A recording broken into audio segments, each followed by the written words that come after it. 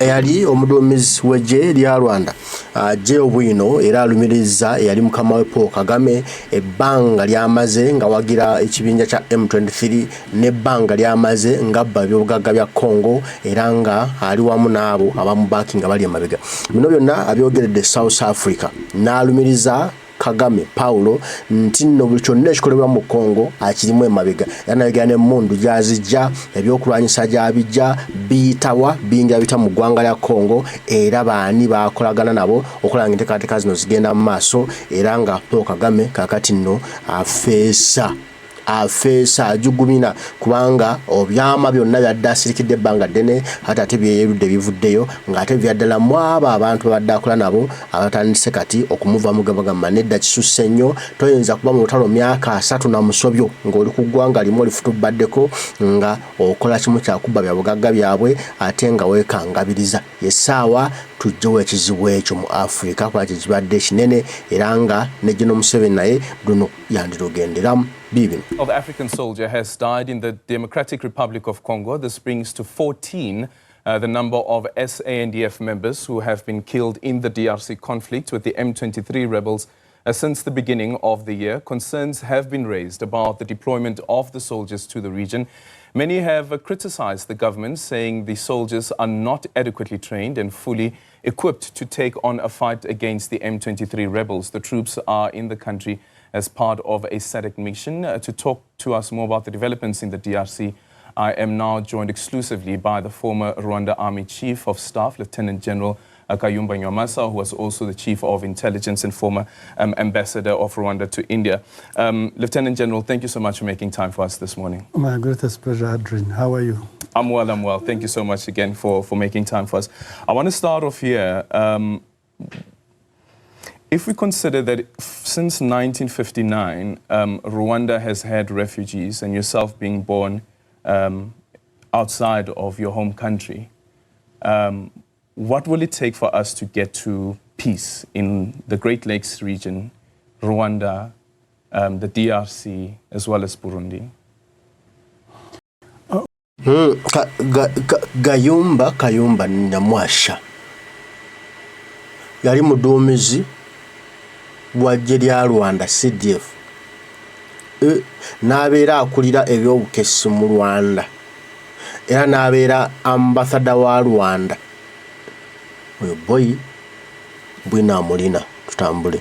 Well, I think what takes is dialogue, and for all parties to be involved in dialogue in trying to solve a situation in the Eastern Congo, but also in the region. Because when you look at the Congo situation, where Rwanda has been involved for the last 30 years, one of the longest wars, maybe like the European wars of the Westphalia wars, are the ones which spent 30 years. Since 1996, Rwanda has been involved in the DRC with Mobutu, with Desire Kabila, with Joseph Kabila, and now with Kisekedi. We have also had very difficult relationships with Uganda, fighting in Kisangani, closing of the borders, and those kind of things. Our relationship with Tanzania were not even better in 2013, when President Kikwete and President Kagame had fraught relationships. With the Burundi, since 2015, Rwanda and the Burundi don't sit eye to eye. We are now talking about the war in DRC. Maybe the next war is going to be now something to do with Burundi. Because even yesterday, the president of Burundi declared that he's going to fight Rwanda. Now, if you want a solution, it must be comprehensive. People talk about... Now, what I'm saying, is Rwanda safe or not safe? Because if Congo is fighting you and you are fighting it, Burundi is fighting you and you are fighting it, Uganda is fighting you and you are fighting it, Tanzania is fighting you and you are fighting it, even now South Africa. Where are you? This might be the end of Rwanda.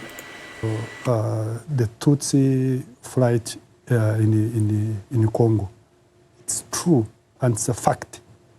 That one I don't dispute at all. People talk about the Rwandan genocide. It's a fact, it took place. But if you're going to solve the problem of the region, you're not going to solve the problem of the Tutsis by declaring war on other people and think you're going to solve the problem of the Tutsis and even solve the problem of the genocide. If you look at the DRC, we talk about 100,000 Tutsis who could have run out of Congo into Rwanda. But how many millions of other tribes, the Barega, the Bahunde, the Bahutu in Congo, the Nande, all those have been running away for the last 30 years. Now, suppose you were to go in there and liquidate the FDLR. How are you going to do it? You only be able to do it when you are fighting the FDLR in Congo. So even today, remove M23 and you go in now to fight the FDLR. It means, again, that is another war that's going to make people again displaced. So what is the solution? The solution is, first of all, Congo to talk to the M23. Rwanda to talk to its adversaries, because Rwanda has got a lot of adversaries. Even in this region alone, in South Africa, in Malawi, in Zimbabwe. Now, what I'm getting, Rwanda is funding M23 in Congo, and the Congo is funding FDLR in Congo to fight Rwanda. Now, what's the magic here? Support who is fighting me, I support who is fighting you. Jesus. In Mozambique, the majority of the refugees are Rwandese. But when you talk to Rwanda, they just indicate as if there's no problem in Rwanda. Why are these people still in exile? It's simply because they don't feel safe. And if they support the FDLR, why do they support the FDLR? So what would you say has made peace elusive for the region, specifically also looking at the role of Rwanda? Absolutely. If you don't do that, if you don't look at even if today you solve the problem of the M23, the Rwandan situation will remain, because the refugees who are in Mozambique, in Malawi, in Zimbabwe, in Zambia, in Uganda, they won't disappear, they will not disappear, they'll be everywhere. So you cannot therefore say, if I solve the problem of the FDLR, whether the problem of M23, the problem is solved. The FDLR situation is going to remain. So what is the solution that is being given? Liquidate and eliminate the FDLR. What does it mean? Kill them. How can the governments meet and they are talking about liquidation of citizens of a country? Now they talk about genocide. It took place. I was there. I'm one of those who helped in stopping the genocide, and I'm Tutsi. So this is something I'm talking from the position of understanding. But since that time, has Rwanda ever sat to discuss with the people it ever defeated? No. Yeah. Just quickly on the FDLR, yes. Quite recently we had a press briefing with our Minister of Defense, the Deputy Minister of Defense, as well as our International Relations Minister. Yeah. And the Minister was then explaining, this is now the Defense Minister, Enji Muteka, explaining what happened when there was the firing of shots, as she describes it, over their heads in the Sake region. She then says that it then emerged that the shots were actually fired from the DRC into Rwanda, and Rwanda then had to retaliate. Is that your understanding of what is going on here as well? That it is the FDLR that are also being seen by Rwanda as aggressors who are based in the DRC with the backing of President Felix Tshisekedi? I have no reason to believe that Rwanda should not be concerned about the FDLR. Any country that has got people, the enemies armed, has to be concerned. But how do you solve it? You solve it by talking to those people and looking at their concerns. Let me tell you, Adrian, if you have got elections in Rwanda and the president allocates himself 99.9%, how do you expect... Allocates himself, he says it's a democratic process. Well, I'm telling you now, 99.9%. And you have been in power for the last 30 years. Even Mandela, if he was here, if he was still alive, I don't think he would be electing 99.9%.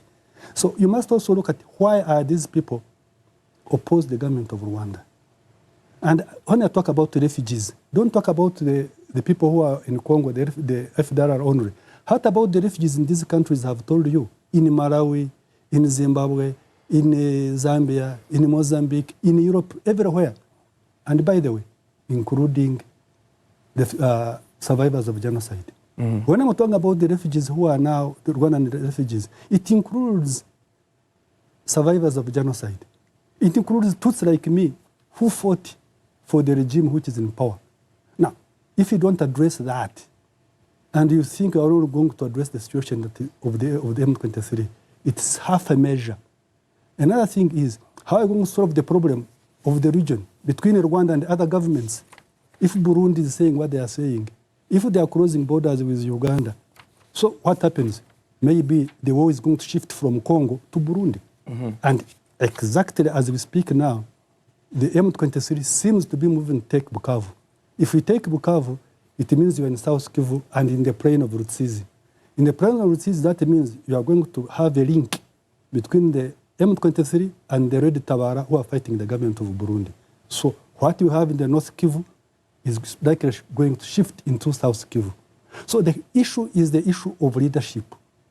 When we talk about political will, you cannot only talk about the political will of President Tshisekedi, and you don't talk about the political will of President Kagame. It must go hand in hand, it must be in tandem. And don't pretend that the problems you see in Congo are not the problems that exist in Rwanda. Because Rwanda has a similar number of refugees than Congo, if not more. I've told you where they are. Yeah. You can check. The M23 is... Yeah, I do agree 100%. How can a president who has been in power get 99.9% of votes? It can't be. It's non-practical. It can't measure. How can the love of somebody who has been in power for those 30 years just be increasing, going up, instead of decreasing? Even if it's marriage, the more you stay together, some people start hating themselves. I think it's normal. You can't tell me somebody has been in power for 30 years and the love is just going up. Yet refugees are just increasing. People are just fleeing his country. People are running away from their country because of him. And now you tell me that people are continuing to love him. That's why he's getting all those votes, bro.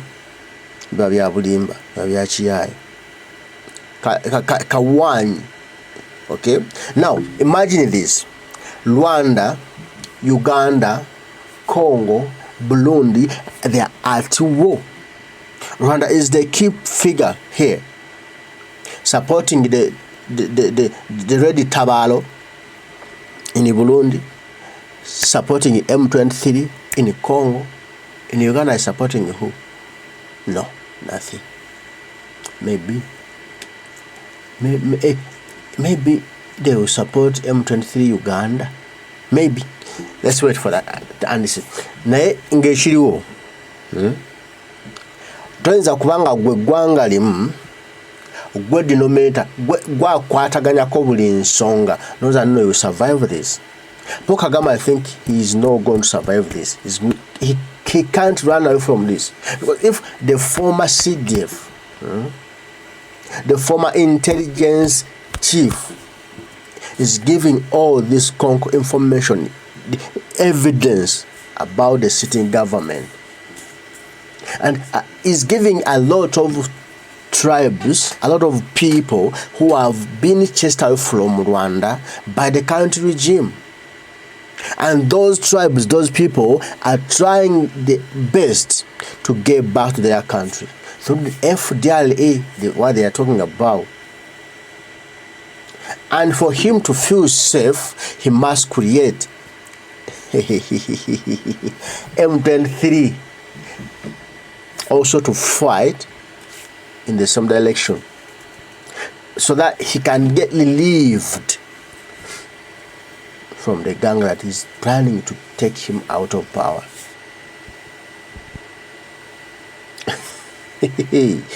Kagame. As we just told our viewers now, we have a 14th soldier now, South African soldier, who has died since in the past week, just over a week now, since this incident first happened in Sake. What is it, though, about the M23 that makes them so well equipped to be able to hold on to a war, or even a civil war for that matter, for so long? Who's pumping them? Well, give it a proper historical perspective. In 2021, possibly maybe 2022, I don't remember very well, President Tshisekedi had a deal with President Museveni of deploying Ugandan troops in Congo and the construction of roads from Uganda into DRC. They also made a deal with Burundi to deploy troops in South Kivu, and Rwanda was not included. And the leadership in Rwanda was annoyed. And it is on record. President Kagame says, I have not been invited in Congo. We shall go there uninvited. And when he said we shall go there uninvited, that's when M23 started the war. Now, this notion of saying that Congo has not been collaborating is not completely true. Let me give a historical perspective. During Joseph Kabila's time, Rwanda had joint operations with the Congo. Those were called Chimya 1, Chimya 2, when Rwandan troops were allowed to go in Congo and hunt FDLR. They also had another operation called Umoja Wetu for very many years, and it killed people and dislocated people, and NGOs complained. In 2019, President Tshisekedi invited the Rwandan troops into Congo to go and kill the leadership of FDLR, and they did. Now, these things, when they say FDLR, how many times does Rwanda want to be allowed to go into Congo? I'm giving you all those incidences when they went there in Congo and on the invitation and permission of the government of Congo. Mark you, at one point in time, Rwanda had the chief of the army of Congo was Rwandese for years. So what did he do? Now today he says FDLR. Why didn't you solve the Just imagine having that big chance. A Rwandan oligarch was the chief of defense forces in Congo. And Rwanda never used that chance.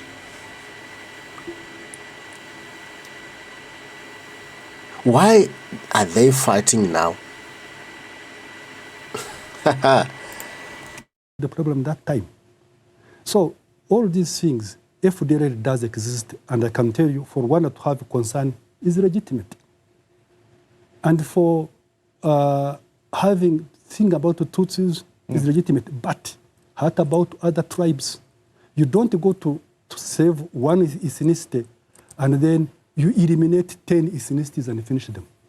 Okay, we're going to continue the conversation now with Lieutenant General Nywamasa after the short break. One of the other issues that I want to look into is what the future looks like, but also when we speak about the future, accountability. Who should be held accountable for what we're currently seeing in the atrocities that are being carried out, specifically in the DRC, the instability that we're seeing in the DRC and the broader Great Lakes region.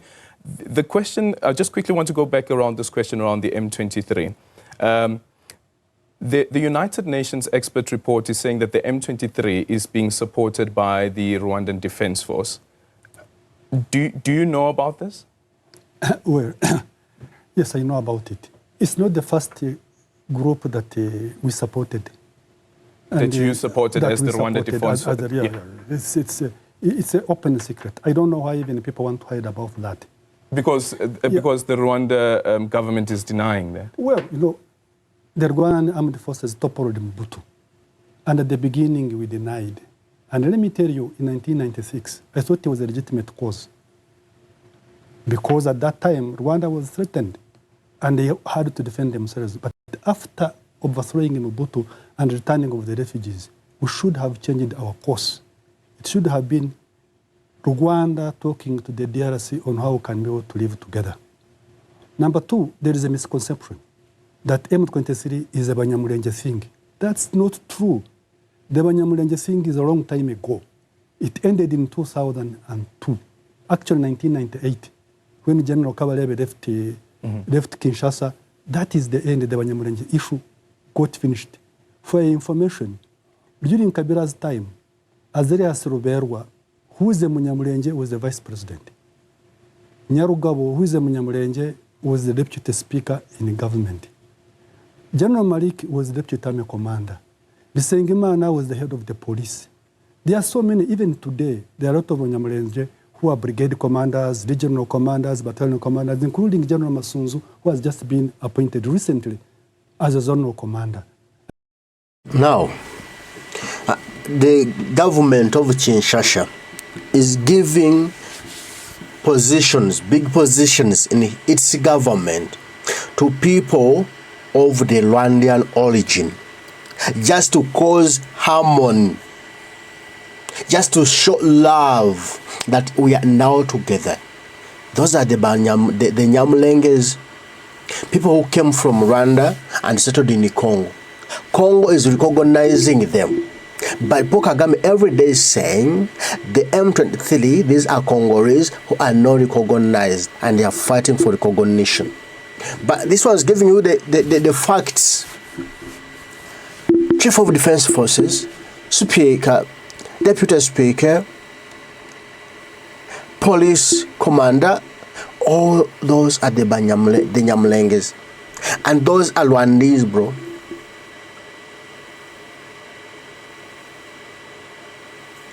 Congolese, Rwandese, yeah, Rwandese of Congo origin. It's like that. Abanyarwanda bazalwa mu Congo, Abanyarwanda aba Congo.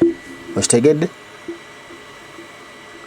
Baweebwa agafo ga semafo mu gavumenti eya Congo Kinshasa. Era tebalina bo buzibu. Mwami Kagame wabeera ayogera nti no balaba M23 be bannalwanda aba Congo abammiddwa chances. Not they are fighting for that chance. Ate bali bawe ebifo ebinene bebaani. Ayongera okubikula amaaso nti nedda kano kabinja ka Kagame era kalina ensonga lwaki weekali wulira.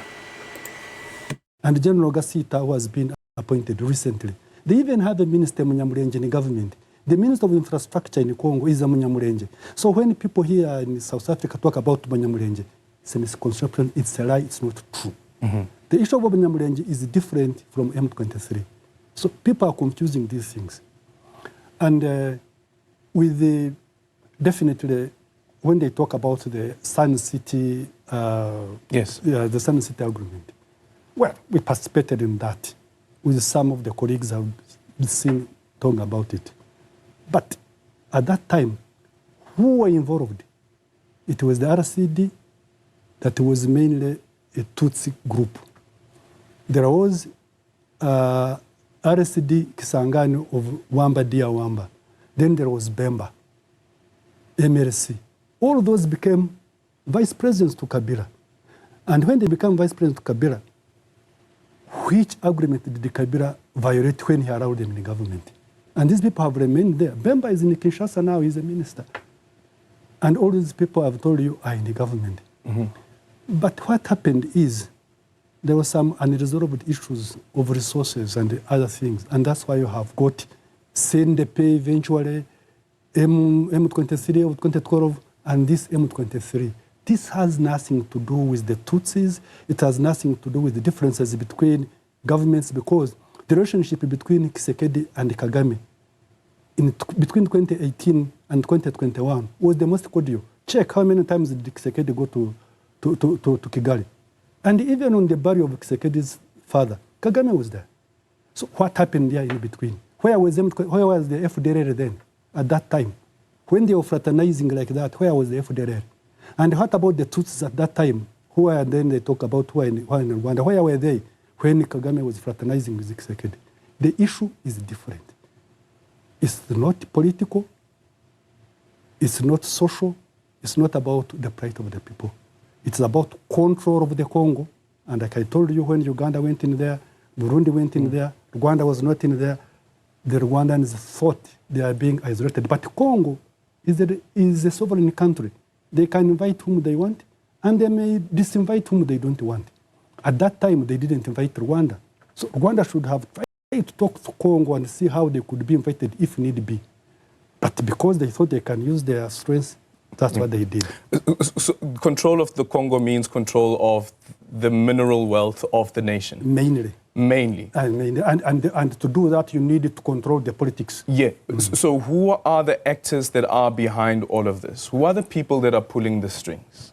Well, I would say to a very great extent, it has really been Rwanda, to a very great extent. Because all those people I've mentioned...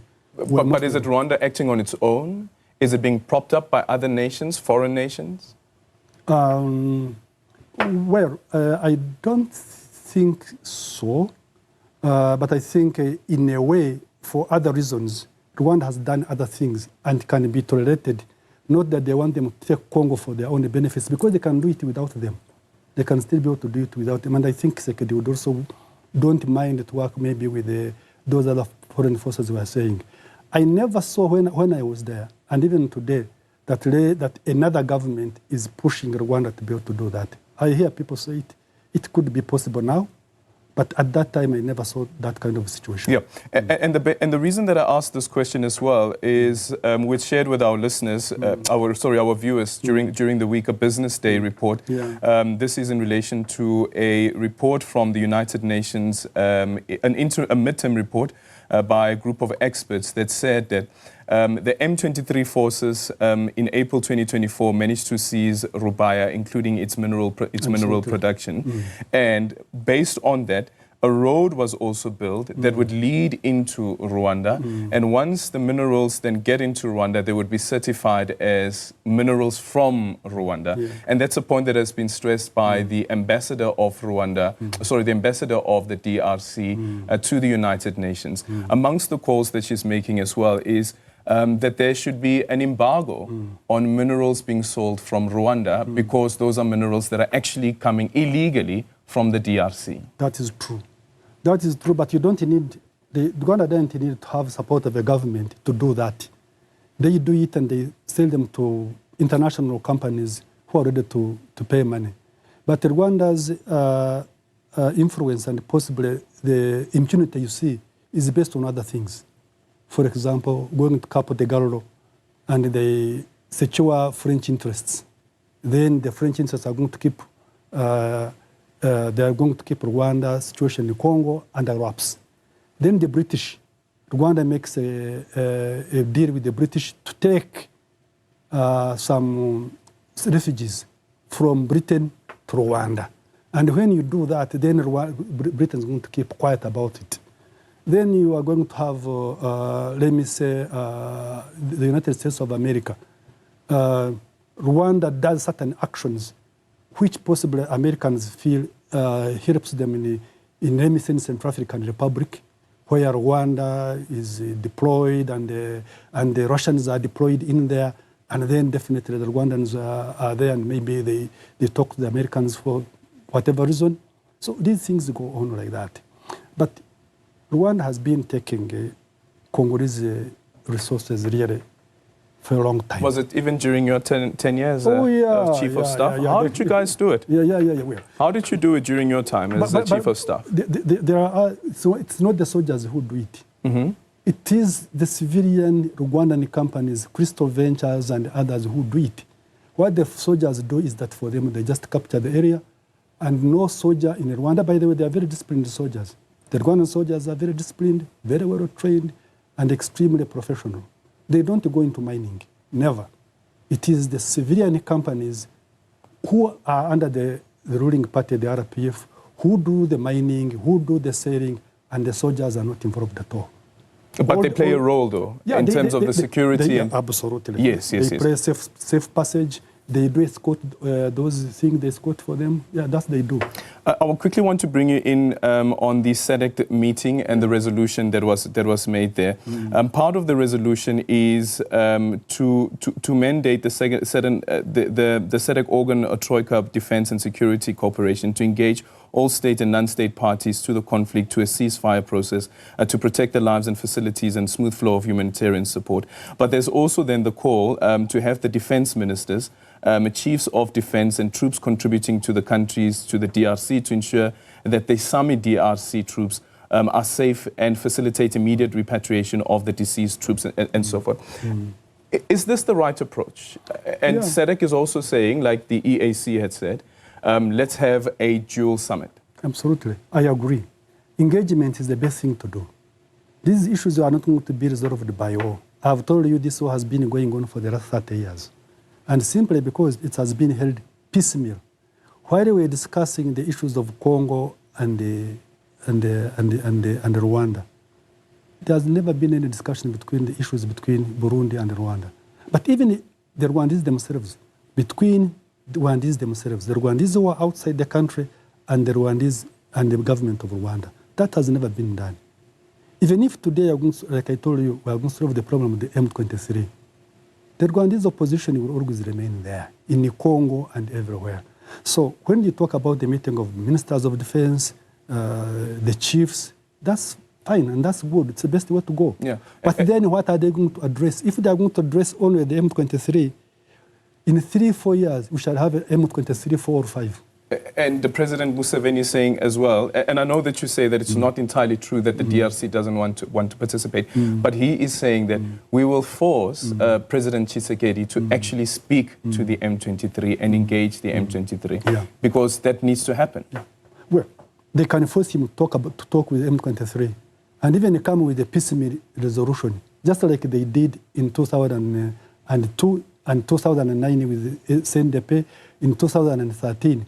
But even when Tshisekedi is gone, if you have not solved the fundamental problem of the DRC, still there will be something else that's going to come. Yeah. So they must be able to look at some of these things.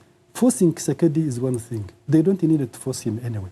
I think you should accept to talk to them. But you should ask Rwanda to also talk to the people who are opposed to Rwanda, because there is no way it's going to have the M23 gone, and then you have Rwanda and these other people, again in Congo, displacing people, saying that they are looking for the FDLR. Otherwise, you are going to have a problem. Lieutenant General, quick 2 questions. Yes. This is now on you as the individual. Yeah. Is your life still under threat? Well, you know, I cannot be able to guarantee. I'm not hunting myself. Somebody else is hunting me. Maybe you should be able to answer the question and say they have stopped. Okay, let me ask you this one. Do you still fear for your life? Oh, a lot of Rwandese fear for their lives. That's why hundreds of thousands of Rwandese are in exile. So just like other people, even me, it's the same thing. And you still believe that President Paul Kagame is behind it? Because, you see, I'm not alleging anything. This is a court decision. The court here in South Africa ruled in Kagiso that I was targeted by the government of Rwanda. People were arrested, some confessed, and they were convicted to 12 years in prison. So this is not hypothetical, it's real. Yeah, so yeah, that's true. Okay. And my friend here was killed. Patrick, yes. Patrick Karegeya. And then even the court in Rwanda also ruled that the people who killed him came from Rwanda, sponsored by Rwanda, and they are actually now in Rwanda. And this is the court. This is a court decision. It's not an allegation. It's a court decision. You may not believe me, but at least believe your courts. Yeah, but that court decision also makes reference to the Spanish indictment. Yeah. The Spanish indictment and fall away, but now we understand that it has been revived again back in 2017. Have you heard anything from the Spanish as well? And what's your take on the allegations that you also played a key role in during the genocide and the killing of Spanish people? No. Because that one has already been taken off. It has already been lost. Even the French case has already been ruled. I even have judgments talking about this thing that never happened. So that thing that no longer exists now. That's no longer a case for you. Yeah, just quickly there's a statement that just came in actually. Rwanda rejects the summit accusations against the RDF. Rwanda rejects the accusations against the Rwanda Defense Force made in the statement by SADC. The RDF defends Rwanda's borders from threats and protection of civilians. It does not attack civilians. What's your take on that? Well, You see, we are all soldiers. When you throw bombs and you throw grenades and all these kind of things, you don't know where they go. And particularly in a populated area like Eastern Congo. So you can't say we never attacked civilians, as if when you are throwing those bombs, you are even going to direct them where to go. And when people are in camps, are moving, all these kind of things. The fact of the matter is, you do certain things and you admit them. Several times I've seen President Kagame on TV admitting that they have got forces in Congo. On 2 occasions, he said, if our forces are in Congo, why should they not be there? So that's an exception, accepting. Number 2, they talk about defensive measures. Where? In Rwanda or in Congo? These defensive measures are in Congo. The Rwanda peace agreement between Rwanda and the DRC, which is supposed to be signed, talks about withdrawing of Rwandan troops. It can't be on Rwandan territory. It must be on Congolese territory. So when you are there and you are fighting, and there are people all over the place, you can't claim nobody dies. So are you telling me when you watch on the TV and you see hundreds of thousands of women, children running away, are they running away because somebody's throwing some balloons?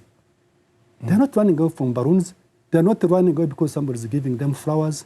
They're running away because they are certain because they are being killed. So for anybody to deploy troops in a country and people are displaced and we say, we don't do this, what do you do? When you throw bombs, when you see people running, what happens? We have seen civilian bodies lying down in Congo dead. We can't know who killed them. But the Rwandans cannot say that it's not us. It could be anybody who is involved in the war. Yeah, and you don't think that the summit DRC should withdraw? Well, that is a political military decision that can be taken by South Africa. Okay. But all I can say is, I think Nadir, when it was deployed, they thought they were going to fight a rebel movement. They never anticipated that they were going to fight a rebel movement and a government. Okay. Do you know what? The former Rwandan Army Chief of Staff, Lieutenant General Kayumba Awadeyo, who is also the former Chief of Intelligence, and at some point you were very, very good friends with President Paul Kagame. Yeah. That relationship, of course, has now broken down. Mm. But I want to ask you about this particular individual. Do you know Fulgence Kayishema? Fulgence Kayishema. I've read in the papers. You've read in the papers about him? Yeah. Because I saw the story around his extradition. Yeah. You're not too sure about the role that he would have played during the genocide? No, I wouldn't know.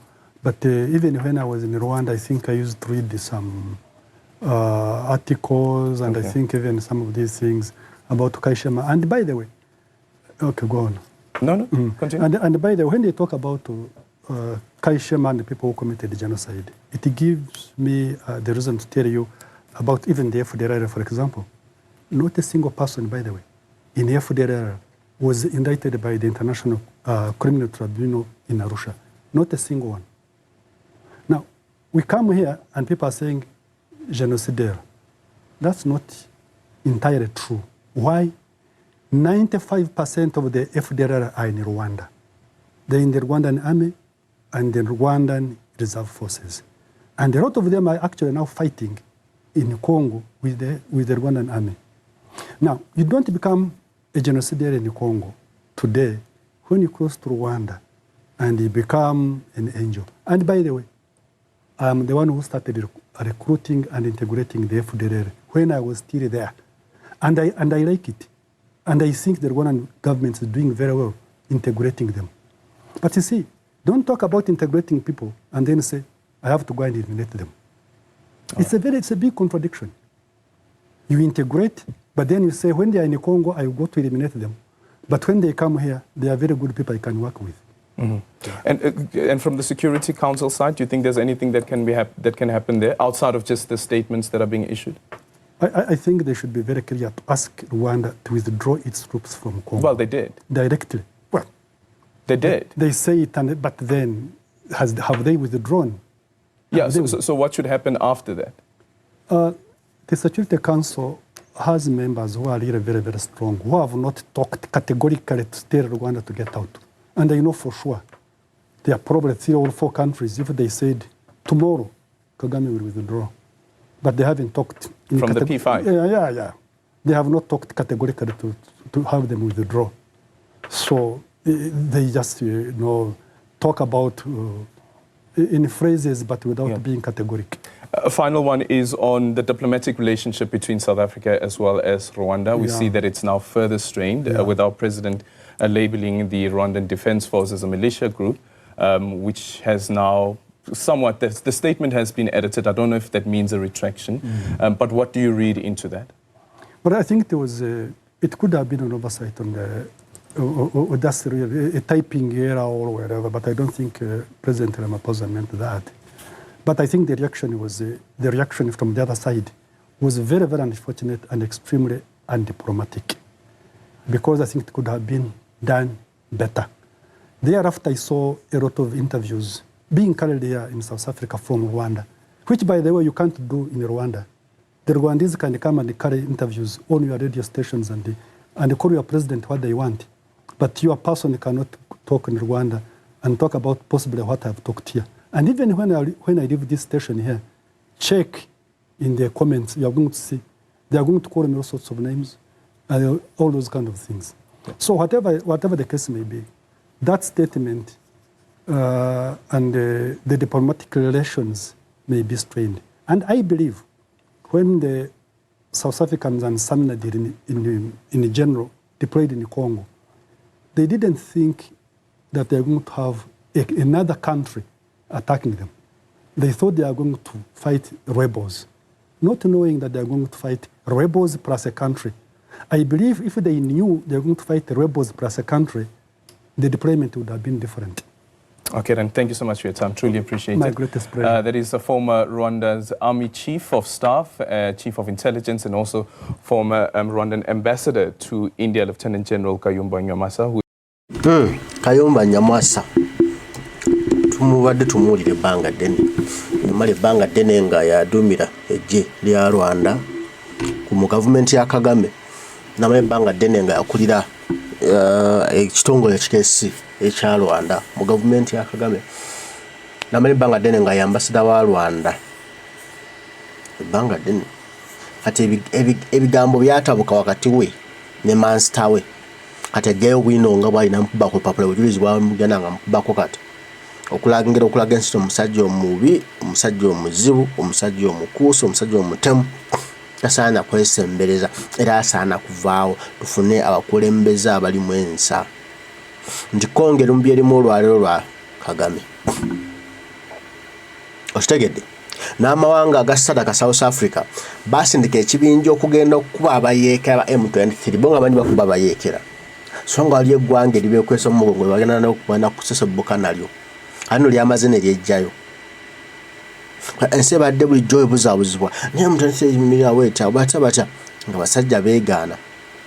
Naye kati owaabwe ennyini w'omunda abajjayo n'abayiwako bwino tibanayo ebituufu kiri bwe kiti ABCD Kagame yateekamu omudidi nabba ebyobugagga bya Congo ye n'atunda n'afuna omudidi n'azimba n'oga Rwanda ayikulaakulana maama tugyeyagaza omusajja afaayo so kumbe mobi. You know, imagine. Stay natisa. Oya surviving ya kutta bana ba banne. Nabbe ebyobugagga bya banne. Yena akulakulanya ensi. Gye bajja okuyiwa lunaku lumu. Kwa nebino mbiraba. Olunaku lwenda kuca Kagame ave nga akise president wa Rwanda. Nekinaaba kitya nga tavuddewo mu mirembe. Nga waliwo ekibiina ky'abayeekera ekifunvubidde nekimusesebbula n'ebyazimbe n'ekibiwa ku ttaka. Naye nga amaze ebbanga nga bba banaye state emazaamu. Olawunza okusa byonna ne babiyiwa ku ttaka byonna ne babiyiwa ku ttaka n'emmundu. Naye nga bulijjo abba kulaba nti afuna ekifaananyi ekipya ensi emutendereza. Naye nga teyandibikoze mu mirembe. Yandibikoze mu bulungi. Ne kati dikinagwera nze naawe amaaso ku lutino tabino gye birina okuggwera kwata ate obifunye vibe empya bifunye omuliro omupya. Kagame kyandi mulya amaaso ku lutimbe kubanga abalabe bamweyongedde buli olukya. Olina omulabe wa Burundi akulyawo ku pata, olina omulabe wa Tanzania akulyawo ku kido, olina omulabe wa Congo akulyawo, olina omulabe wa South Africa nogamba will survive that. Wadde mwamba mbutu seseko luli kati biyinza obutaba byebyomu okululi bino bidalamu Vincent nazuko ne kati ensi yazuukuka ebalaba bavere bakenga ati ne Kagame gye binagwera naye byebyo biri eka Rwanda Congo M23